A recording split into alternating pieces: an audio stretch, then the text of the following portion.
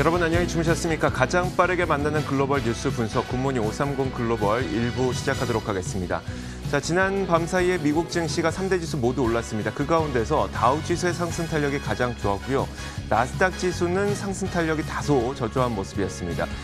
지난 미국 시장을 좀 돌아보자면 기술주에서 경기 민감주로의 이 종목 전환이 일어나는 게 아닌가 싶을 정도로 캐터필러를 비롯한 산업재뿐만 아니라 엑소모빌과 쉐브론과 같은 에너지주들의 강세가 굉장히 두드러졌습니다. 물론 기술주들이 안 움직인 건 아니고 상대적으로 좀 적게 움직였다는 측면이 있었죠. 그러다 보니까 이제는 정말 기술주에서 경기 민감주로 주도주의 전환이 나타나는가 이런 고민을 하게 만드는데요. 자, 이런 움직임이 나타났었던 데에는 이런 이유가 있었습니다. 플로리다주에서는 7일 평균 대비해서 확진자 수가 좀 줄어들었다는 얘기가 있었고요. 또 캘리포니아도 마찬가지로 월요일에 비해서 조금은 이 확진자 수가 감소했다는 소식이 들려오다 보니까 이제는 정말 경기 민감주로 좀 쏠리는 듯한 그런 모양새가 나타나고 있습니다.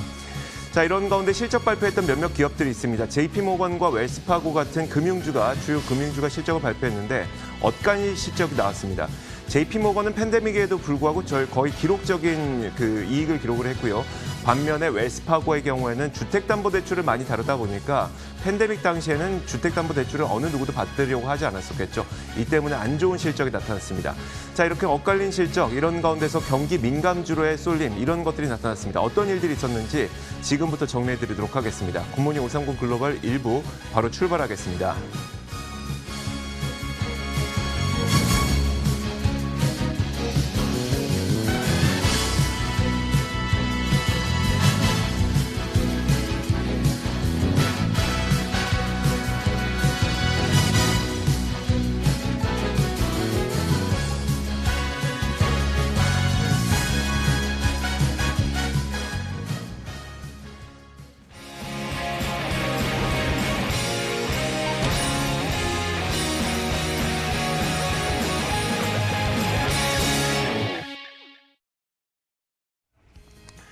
자, 미국 증시 마감 동향부터 확인해 보도록 하겠습니다. 클로징 벨 나옵니다. 장혜진의 3대 지수가 어떻게 마감됐는지 장중 움직임까지 한번 전해주실까요? 네, 현지 시간 14일 미국 3대 지수는 일제히 상승하면서 문을 닫았습니다. 다우 지수는 오늘까지 3거래일 연속 상승을 했는데요.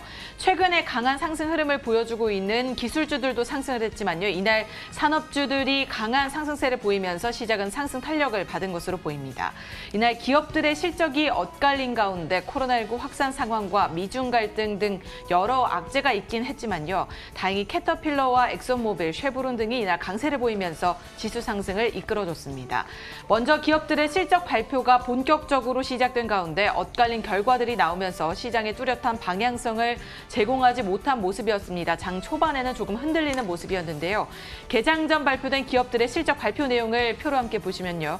먼저 JP모건과 시티그룹이 시장 예상보다 양호한 실적을 발표한 반면에 웰스파고와 델타항공은 분기 손순실이 시장 전망치보다 더 나빴던 것으로 나타났습니다. JP모건은 이 트레이딩 실적 호조에 힘입어서 양호한 순이익을 기록한 것으로 보이고요. 시티그룹 역시 채권 부문과 투자은행 관련 매출 호조로 월가 예상을 웃도는 결과를 보였습니다. 반면에 웰스파고는 팬데믹과 관련해서 부실 대출이 증가하면서 시장에서 예상했던 것보다 더 큰 손실을 기록했습니다. 이외에도 델타항공의 경우에는 이미 코로나19의 여파로 상당한 손실이 예상됐었습니다. 글로벌 금융위기를 겪은 2008년 이후 최악의 경영 실적을 내놨는데요. 승객 수가 93% 급감하면서 매출은 전년 동기 대비 88%나 줄어든 것으로 나타났습니다. 한편 이날 발표된 지표는 양호했습니다. 지난달 미국의 소비자 물가 상승률이 시장 예상보다 높았던 것인데요. 전월 대비 0.6% 올라 지난 3월에서 5월 연속 마이너스 물가 상승률을 기록했던 데에서 상승 반전하는 데 성공을 했습니다. 하지만 이 코로나19 확산 부담은 여전히 존재하고 있습니다. 미국의 신규 확진자 수가 좀처럼 누그러들지 않고 있는 가운데 미국 내 지난 7일간 일일 평균 신규 확진자 수가 6만 명을 넘어섰고요. 미국 내 병원에서는 올 가을에 재확산세가 더욱 악화될 것으로 예상을 하고 여기에 대비하기 위해서 코로나19 치료제들을 보관해두기 시작했다라는 소식도 전해졌습니다. 미국과 중국의 갈등 상황도 날이 갈수록 악화되고 있죠. 어제 남중국해를 둘러싼 갈등이 일었는데 여기에 영국 정부까지 중국 제재에 나섰습니다. 영국 정부는 자국의 5G 설비에서 화웨이를 배제하는 것으로 정책 방향을 선회한다라고 밝혔는데요. 중국을 둘러싼 갈등은 더욱 악화될 것으로 보여서 계속해서 주시를 해주셔야 보셔야겠습니다. 보다 자세한 마감 상황도 함께 보시죠. 먼저 다우지수입니다. 장 초반에 하락권에서 움직이기도 했지만 점차 상승폭을 키우면서 2%대 상승권에 안착을 했습니다. 26,642포인트에 거래 마쳤습니다. 이어서 나스닥 지수도 함께 보시죠. 0.94% 오르면서 1,488포인트에 거래 마쳤는데요. 등락폭이 이날 조금 컸습니다. 초반에 크게 하락하다가 낙폭을 점차 줄이고 상승 반전한 모습이었습니다. 마지막으로 S&P 500 지수입니다. 1.34% 상승해서 3,197포인트에 거래 마쳤고요.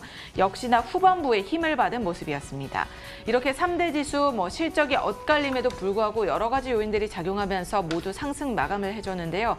이날 상품 시장은 어땠나요?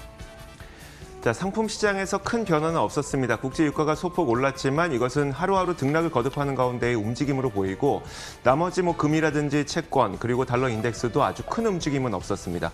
자, 먼저 국제 유가부터 살펴보도록 하겠습니다. 유가는 하루 사이를 하루가 멀다 하고 좀 등락을 보이고 있는데요. 큰 움직임은 아닙니다. 일단 오펙 플러스 회담이 현지 시간 목요일에 예정이 되어 있다 보니까 이 회담을 앞두고 감산을 지속하게 될지 아니면 감산을 또 정상화시키게 될지 이런 우려감이 있습니다. 면서 계속 하루하루 등락을 보이고 있습니다. 지난 밤 사이에는 소폭 올랐습니다. 0.5% 올라서 40.3달러에 마감이 됐고요. 금값 큰 변화 없었습니다. 0.1% 정도 하락, 약보합권이었었고 1,812.4달러에 마감이 됐습니다. 10년물 국채금리도 마찬가지로 큰 움직임은 없었고요. 0.624% 큰 움직임 없이 소폭 오른 채 마감이 됐습니다. 자, 이런 가운데 달러 인덱스 역시 큰 움직임은 없는 가운데 소폭 하락했습니다. 0.19% 하락해서 96.28에 마감이 선물 시장에서 거래가 되고 있습니다. 자, 이렇게 달러 인덱스까지 선물 상품 시장 살펴봤습니다. 글로벌 외신 확인하도록 하겠습니다. 자, 첫 번째 외신부터 한번 살펴볼까요? 네, 오펙이 올해 코로나19로 인해서 지지부진했던 원유 수요가 내년에는 급증할 것으로 전망을 했습니다. 하지만 이 규모는, 이 정도는 팬데믹 이전인 2019년 이전으로 빠르게 회복하기는 조금 어려울 것으로 보인다라고 덧붙였는데요. 재택근무 등으로 인해서 내년의 원유 수요는 코로나19 이전인 2019년 수준보다 낮을 것이라고 강조를 했습니다. 오펙은 또 올해 세계 원유 수요 감소 규모 전망을 하향 조정했습니다.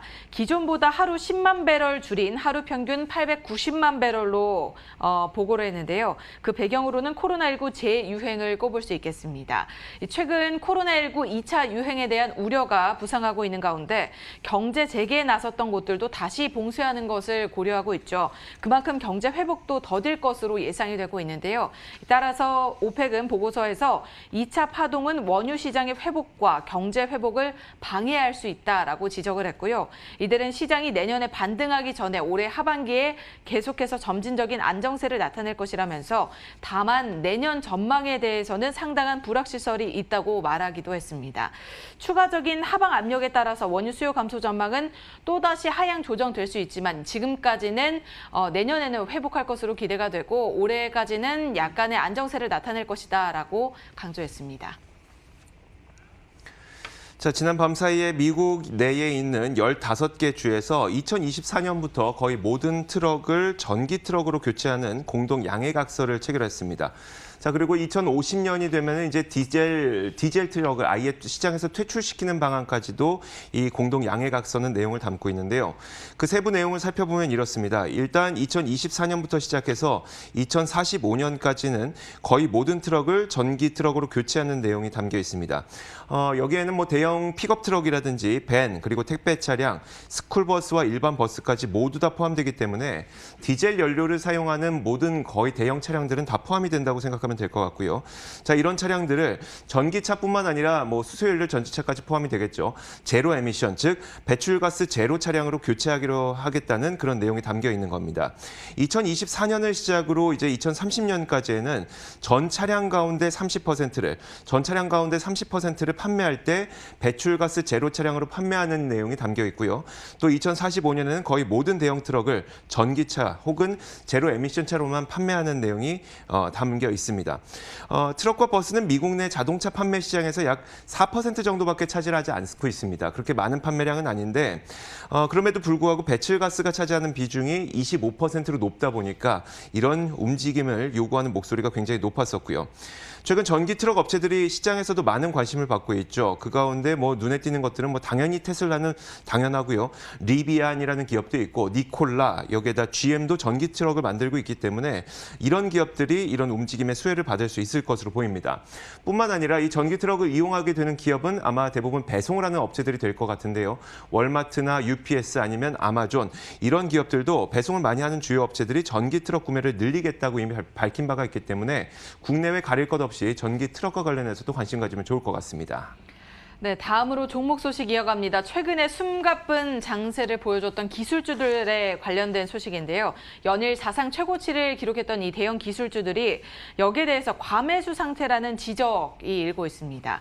이번 주에 대형 기술주들은 전에 비해서는 약간의 숨고르기 장세를 보여주고 있는데요. 물론 상승하긴 했습니다만 그 상승폭이 크게 나타나지 않고 있습니다. 가장 큰 이유로 꼽자면 그동안 주가가 많이 상승했다는 거죠. 뱅크 오브 아메리카에서는 여기에 대해서 설문조사를 했습니다.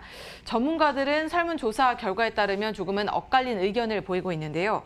투자자들이 대형 기술주에 대해서 가격이 상승할 것으로 기대를 하고 길게 보유하는 흐름을 보이고 있어서 이러한 상승 랠리가 펼쳐졌다라고 평가를 하고 있는 반면에 한편에서는 주식시장이 고평가됐기 때문에 대형 기술주들도 이러한 강한 흐름을 보였다라는 반대 의견도 있었습니다.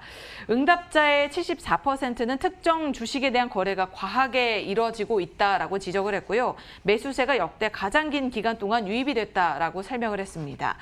자, 이런 가운데 다음 주부터는 대형 기술주들도 역시나 실적 발표에 돌입하게 됩니다. 경제 활동의 조기 복귀가 쉽게 일어나지 못할 것으로 보여서 다음 분기 실적 가이던스가 보수적으로 제시될 가능성이 높은 만큼 이 실적 발표에 대해서도 조금 더 주목을 해주셔야겠습니다. 자, 기업 실적 내용 몇 가지 살펴보도록 하겠습니다. 금융주의 실적이 엇갈렸다고 아마 시황에서부터 계속 들으셨을 텐데요. 자, 웰스파고와 JP모건의 실적이 발표됐는데 웰스파고는 상당히 나빴고요. JP모건이 이런 리세션에도 불구하고 굉장히 좋은 실적을 발표했습니다. 자, 먼저 웰스파고부터 한번 살펴보도록 할 텐데 지난 2분기 웰스파고의 웰스파고의 실적을 살펴보면요.